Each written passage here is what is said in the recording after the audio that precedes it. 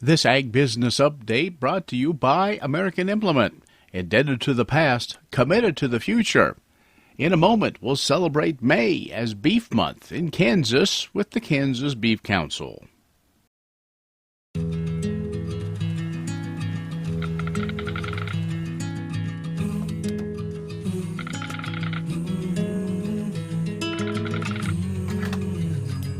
The cost of everything has gone up dramatically over the last 75 years.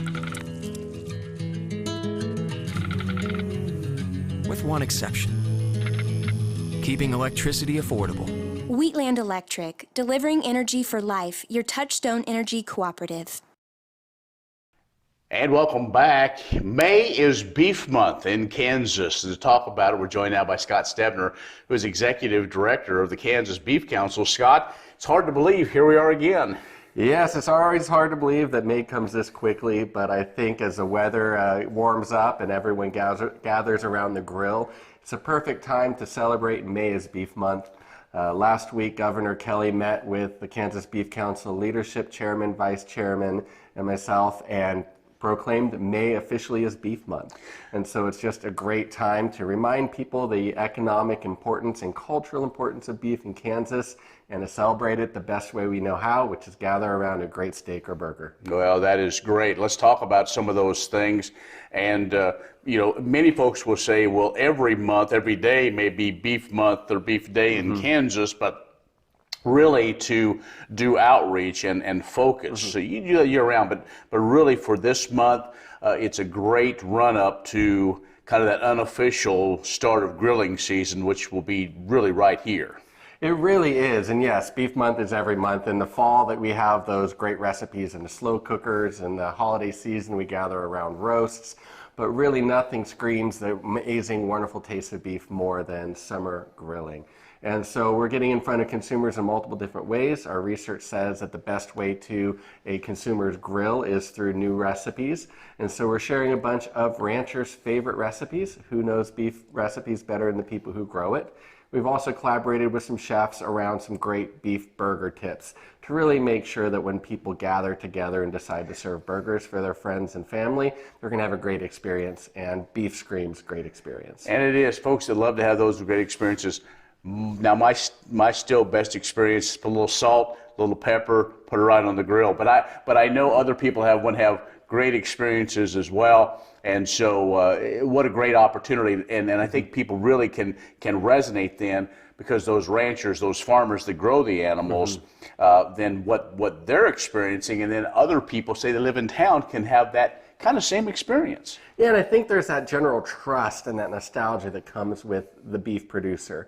So I think it's great that we can really highlight the recipes that, after a long day, that fuels those ranchers' families. So I think that's going to be a fun one to really highlight this Beef Month. Now, you brought up a key word, fuels. We're going to take a break and talk about the nutritional value of beef, something that there's been a lot of investment on and has paid dividends. So Scott Stebner with the Kansas Beef Council is joining us. It is Beef Month. We'll take a break, back with more in just a moment.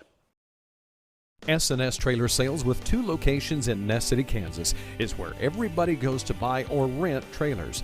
They feature the all-new, all-aluminum Mauer grain trailer with all of the electric options, the easy-to-load detached trailers, and a huge stock of header trailers. At the west location, you'll find bumper pulls, goosenecks, and oilfield specialty trailers, along with flat and utility beds for pickups. S&S Trailer Sales in Ness City and on the web, but remember, you do have to spell out the "and." And May is Beef Month in Kansas. Scott Stebner, the Executive Director of Kansas Beef Council, is joining us. And Scott, before we went to break, we talked about, nutrition and the fuel that beef provides. The Kansas Beef Council has made an investment of having a registered dietitian on staff that not only knows beef, but knows nutrition and can make that connection with maybe some that maybe those on the ranch can't always get to town to make those conversations happen. Exactly. We are incredibly fortunate to have such an amazing registered dietitian and director of nutrition as Abby Hidari is. She's an absolute asset to our staff, and she really does have that wonderful background in nutrition, and I think the Beef Checkoff in general has a long-standing history of investing in sound nutrition science. And that goes all the way back to things like funding the original BOLD study, Beef and an Optimal Lean Diet study. And no, I'm not a dietitian, but what I can say is that study helped to identify that you can have lean beef as part of an active and healthy, balanced lifestyle and still show positive results in your cholesterol levels. And that was increased also in the Beef and a Mediterranean Diet study. We know the Mediterranean diet is one of those gold standards as well.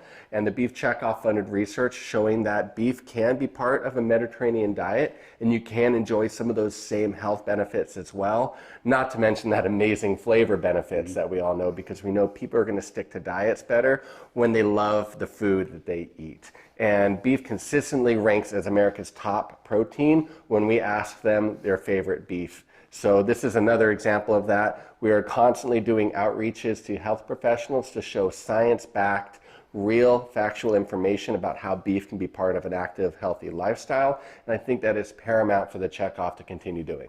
And also, do we still have the team beefs out there for running and for biking and things like that? It's one of my favorite things that we do here. Aren't you one of those? Yes, Yeah. I am an active cyclist and I wear my team beef jersey when I compete in mountain bike races. But we have about 900 active team beef members. A subset of them are incredibly active, but some just came back from running the Boston Marathon, anything from your local 5K all the way up to the New York, Chicago Marathon, and abroad too. And this is a great way to really show from a peer-to-peer grassroots level that's funded by the Beef Checkoff that beef can, and in my opinion, should be part of an active and healthy diet. Right, and a very balanced one at that. So I would guess that has to be good, not only to compete. I would guess people come up to you, ask all kinds of questions about, so how does that help you? Because you're probably successful at it. So, everybody's always trying to get an edge. And so it's a great opportunity. Whoever thought of that was a great outreach. Yeah, it's been such a wonderful program, and it's across the country, but Kansas, we are one of the largest ones. And I think so much emphasis has been on fueling your recovery and fueling your performance. And we know that protein is pivotal in that. But also, it's not just the amount of protein, it's the quality of protein that we're seeing. Once again, I'm not a registered dietitian, but beef is an incredibly nutrient-dense and versatile protein that's going to fuel that muscle recovery, especially after physical training or races. When you've had a best friend for over 50 years, you develop a trust. And the Scott Co-op has been a trusted rural friend since 1957. A co-op keeps money in the area, doing business for and with their members. And that helps keep their hometown thriving with keeping money in the community. Scott Co-op is not just an elevator. It's the rural way of doing business. So, when you see an elevator, remember your friends at Scott Co-op. And welcome back. May is Beef Month, and we are going to talk about that with Scott Stebner, who is Executive Director of the Kansas Beef Council. Scott, here we are continuing to celebrate beef, and you and I mean, I grill year round, but it's always good because we really focus at least 1 month on beef. There's a lot of celebrations. There's a lot of different things going on. Some of the broadcast things that we do, we give away beef certificates or give away drafts of beef to help tell that story. So what we want to do now, earlier in the show, earlier this month, we talked about kind of the consumer angle and all those things, which are very important.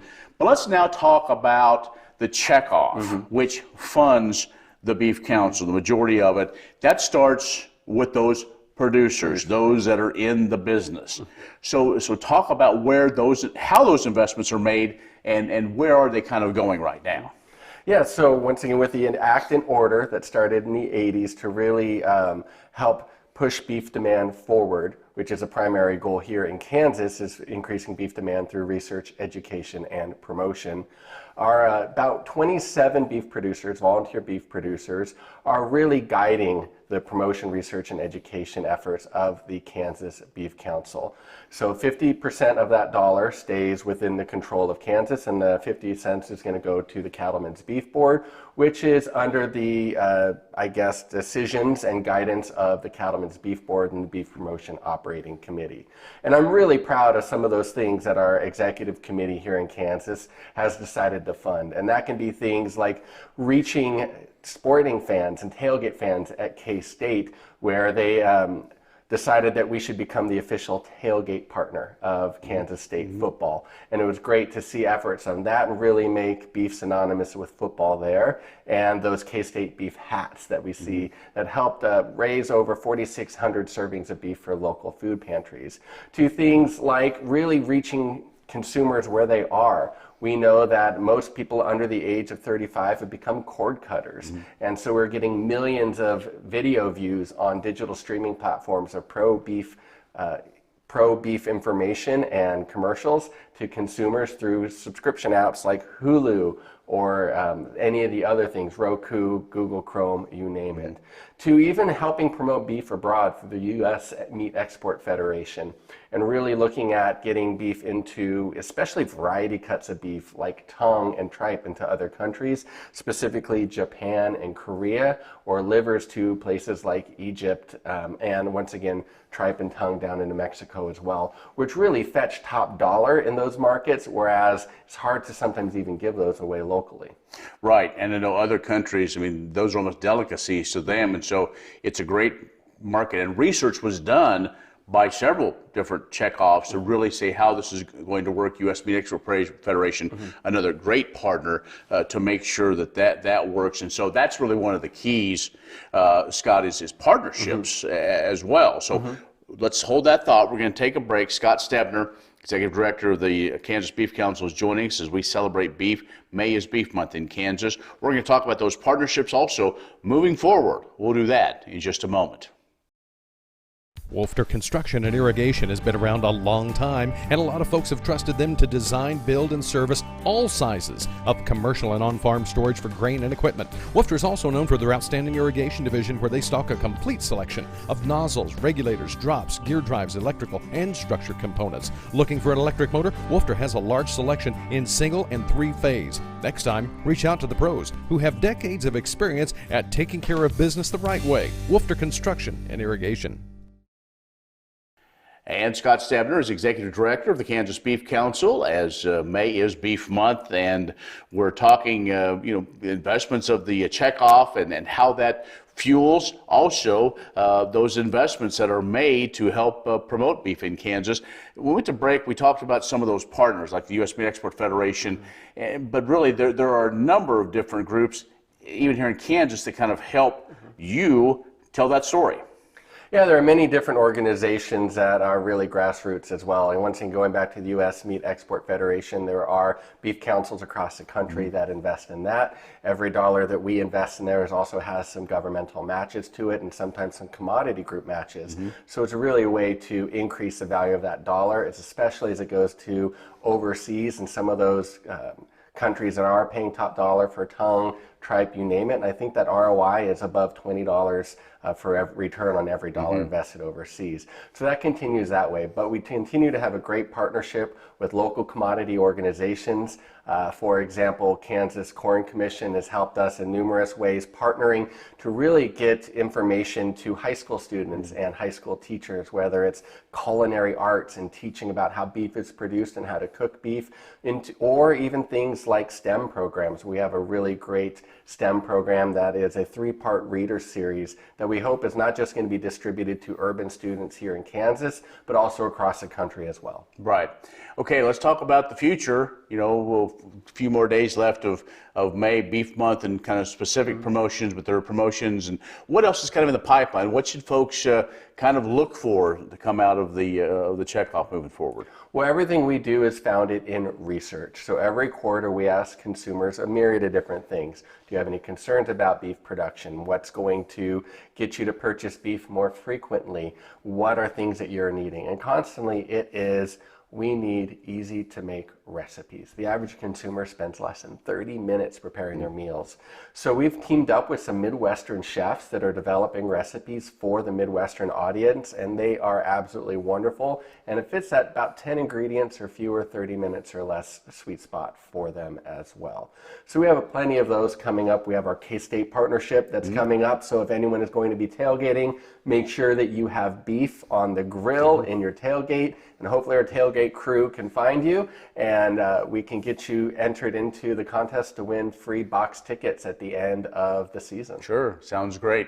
All right, Scott, so how can folks learn more about what's going on with the Beef Checkoff, maybe recipes, other things that are happening? The easiest way is going to be to go to kansasbeef.org, and you'll be able to see nutrition tips, how to cook beef, recipes, and some of the programming updates that we're doing if you're a producer and want to see more about it. Or then go to beefit'swhat'sfordinner.com for those recipes. All right, Scott, as always, appreciate taking the time. Thank I know you. you got a busy month, but glad you could visit with us.